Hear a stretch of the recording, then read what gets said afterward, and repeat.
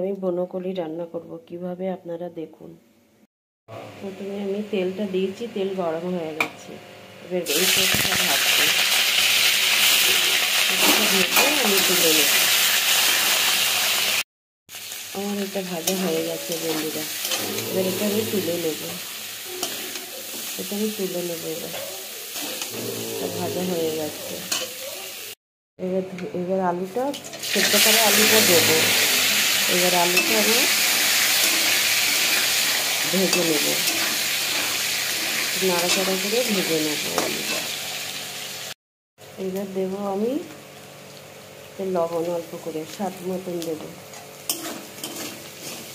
এবার দেবো আমি আদা বাটা, পেঁয়াজ বাটা, রসুন বাটা। আদা বাটা, পেঁয়াজ বাটা, রসুন বাটা দেবো।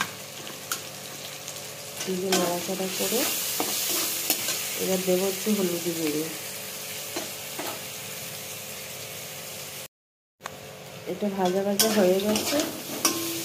এবার এর মধ্যে আমার লঙ্কার গুঁড়ো, জিরের গুঁড়ো, এবার একটু টমেটো কুচি, অল্প সামান্য একটু জল দেবো। এবার এটা কষানো হয়ে গেছে। এবার আমি মিষ্টি দেবো একটু এর মধ্যে, আপনারা আপনাদের স্বাদ মতন দিতে পারেন। আমি এইবার ভেজে রাখা কপিটা আমি দিয়ে দেবো এর মধ্যে, কপিটা আমি দিয়ে দিলাম।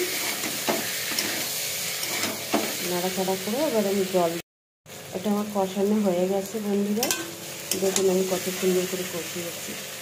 এবার আমি পরিমাণ মতন জল দেবো। এবার একটু ঢাকা দেবো আমি।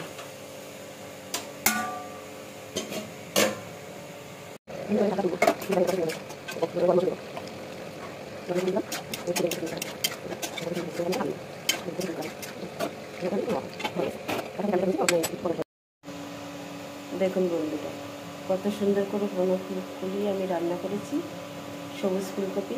আপনারা এইভাবে করে খাবেন, দারুণ লাগবে। আর কেমন হয়েছে আমাকে কমেন্টে জানাবেন। দেখুন আমি কত সুন্দর করে তরকারিটা বানিয়েছি ফুলকপির, সবুজ ফুলকপির।